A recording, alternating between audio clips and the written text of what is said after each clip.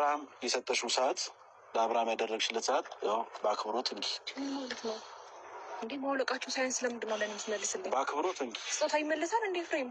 እናንተ ስጦታ ከአንገቱ ላይ ነው ያወጣችሁት። ስለዚህ የአንቺ ሰዓት ምንም አያደርግለትም እንጂ እንዴ ስንት ጊዜ ያደረገው ስጦታ ነው። እኔ ሲጀምረኝ ስጦታ አልፈልገውም። አብርሃም አንተን እንዲመለስ ያደረግከው እንዴ? እኔ አስቤ ነው እንዴ እናንተ ስንጣላ ወይ እናንተ ጋር ክፍተት ሲኖር ሰዓቱን እንድትመልስልኝ ነው እንዴ?